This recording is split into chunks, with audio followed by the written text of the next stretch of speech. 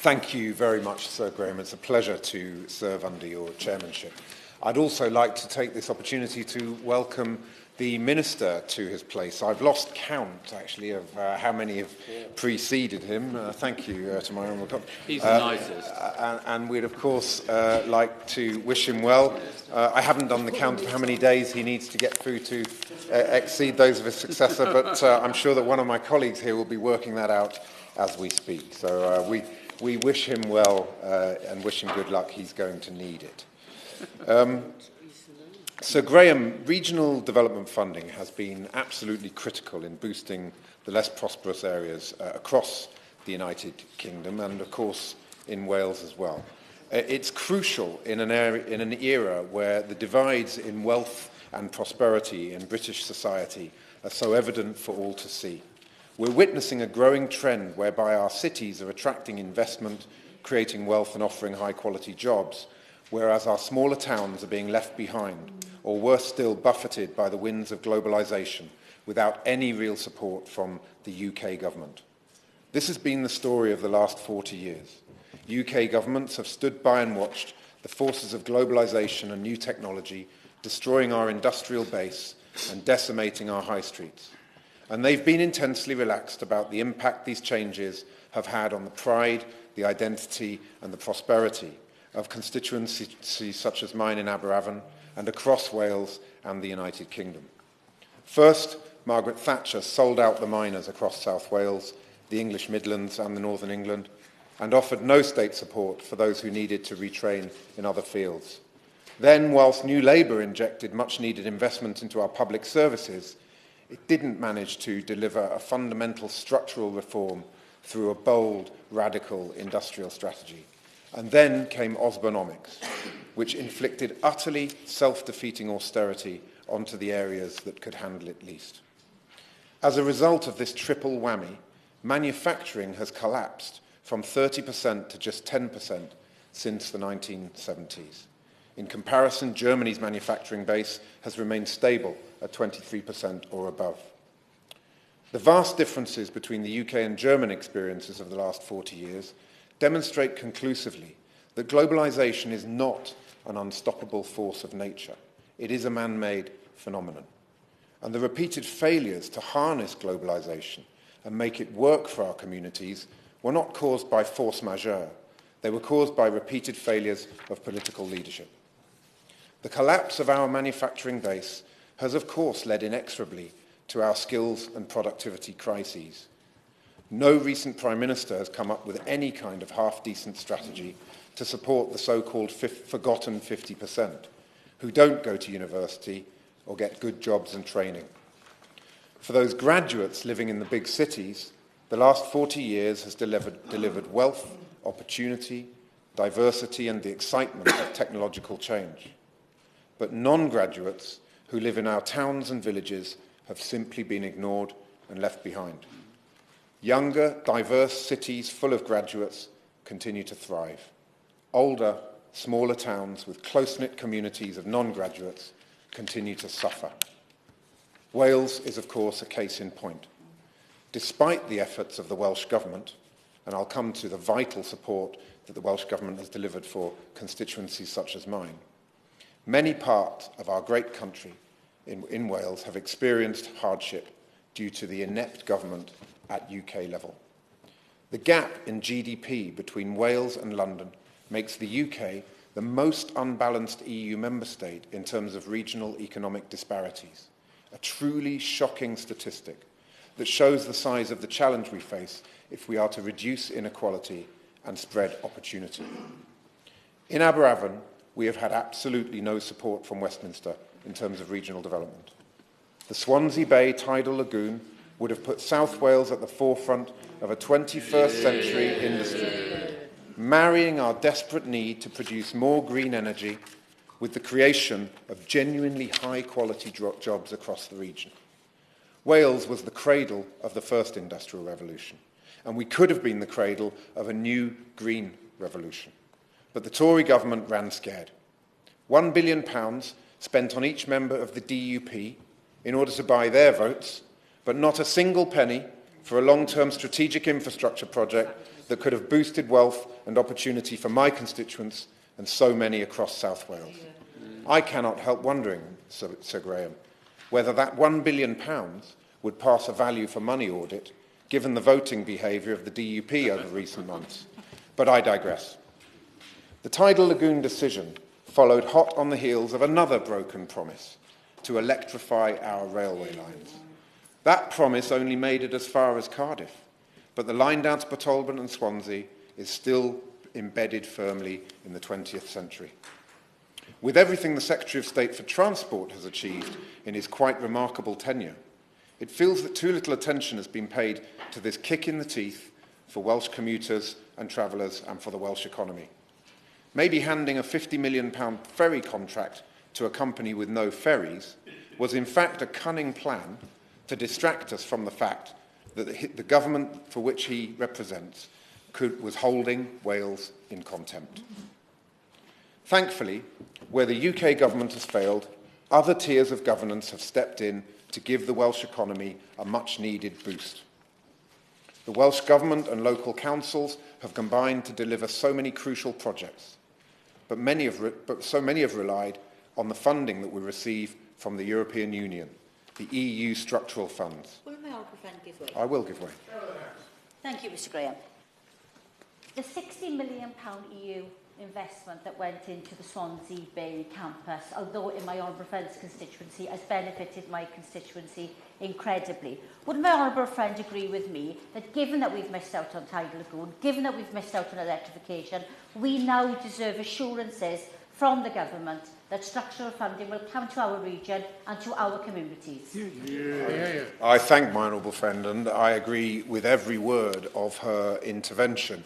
As I'll come on to later in my speech, the key point here is that we must not receive a penny less, and that there must not be any sleight of hand in the shift from EU structural funding to the Shared Prosperity Fund.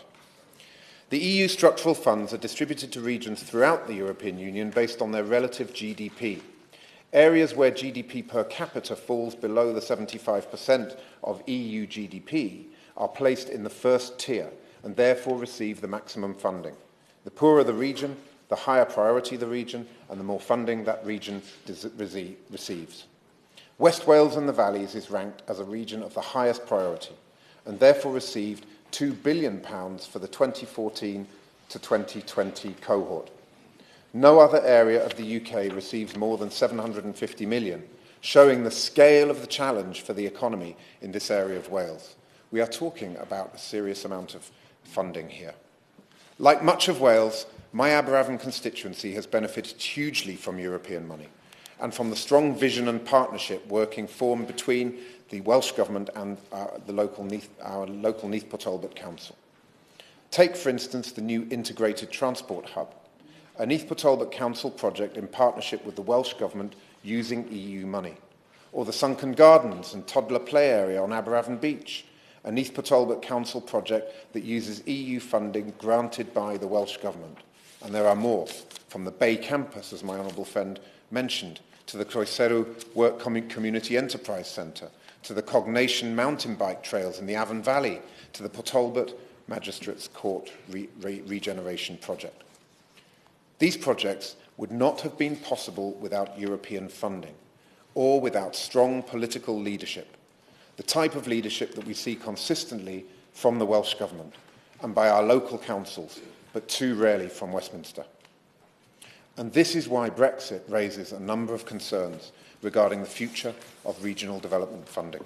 Will my friend allow? I will. I'm very grateful. I wonder whether my honourable friend is absolutely right to say that the government had previously guaranteed that every penny that we lost in Wales from Europe would be matched by Westminster funding. That still hasn't happened.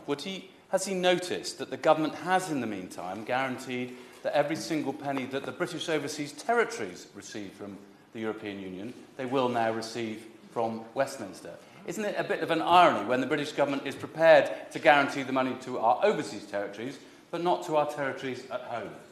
I thank my honourable friend, and indeed that is a quite shocking example of the failure, I think, to prioritise what is happening right on our doorstep. And it is absolutely vital that we see the funding in Wales that we need to deliver, because as we all know, how much support is required to deal with the huge changes we've seen in our economy over recent decades.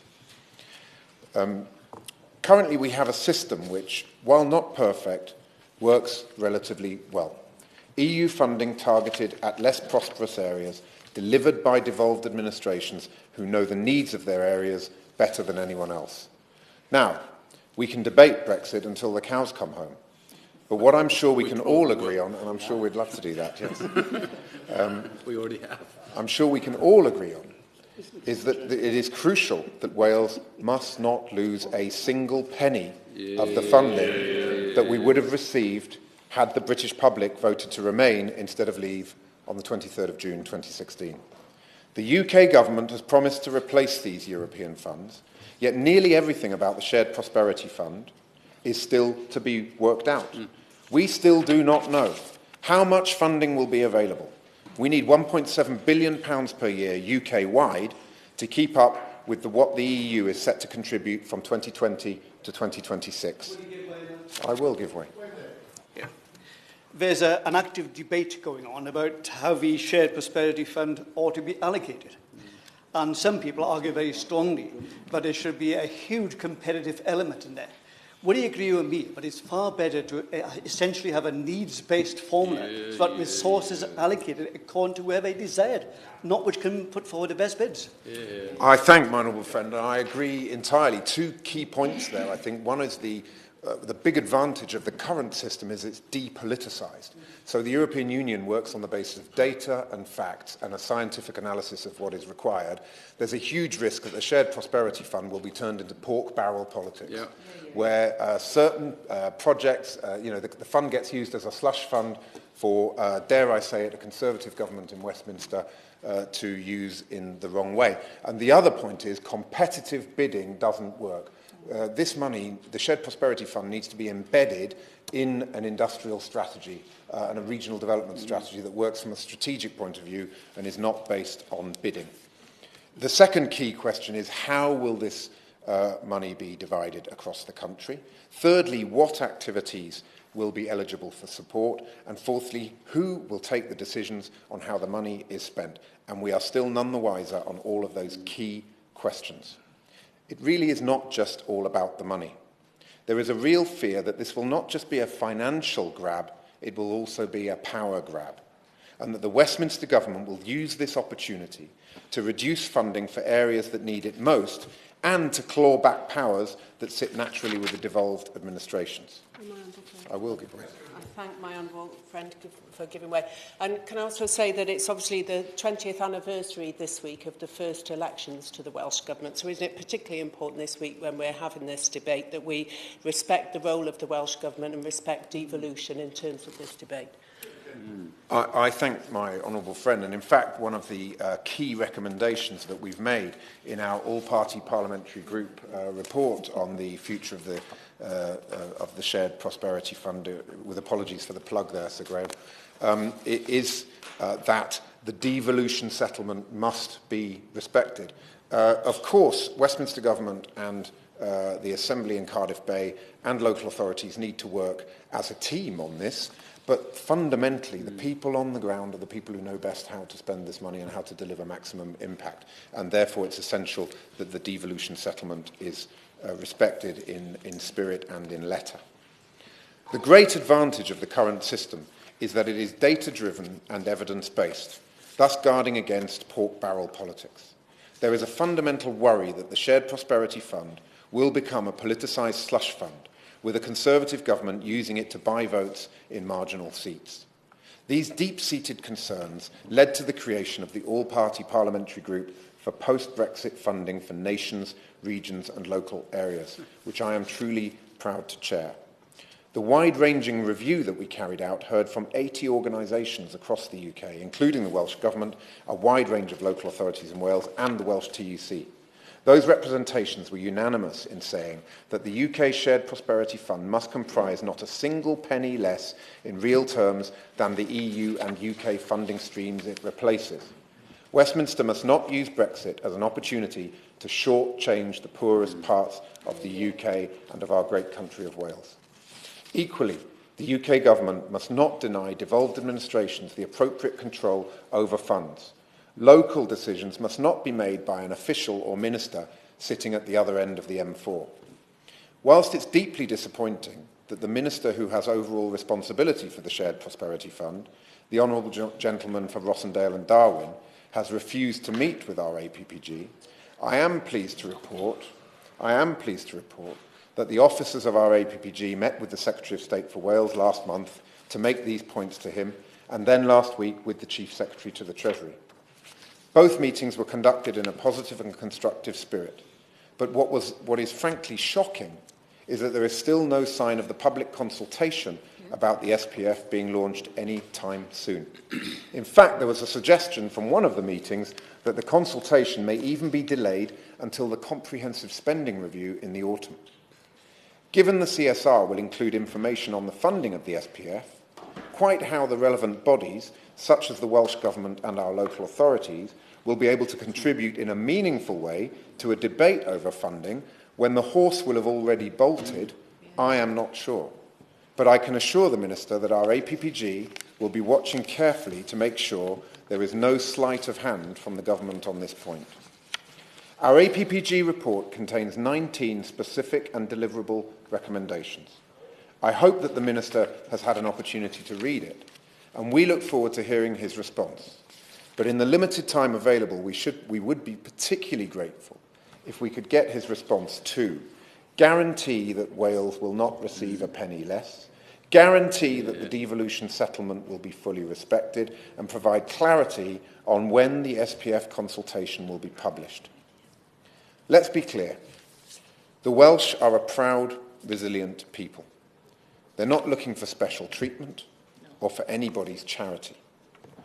But what we are looking for is a level playing field, an opportunity to compete without having one hand tied behind our backs. This is the essence of the Welsh spirit, an unrelenting commitment to community, fairness, and the well-being of our future generations. And it is with this spirit that every single Welsh MP on the Labour benches will keep fighting to ensure that Wales gets the regional investment it needs to thrive in this city-centric era of globalisation and fast-paced technological change. Thank you.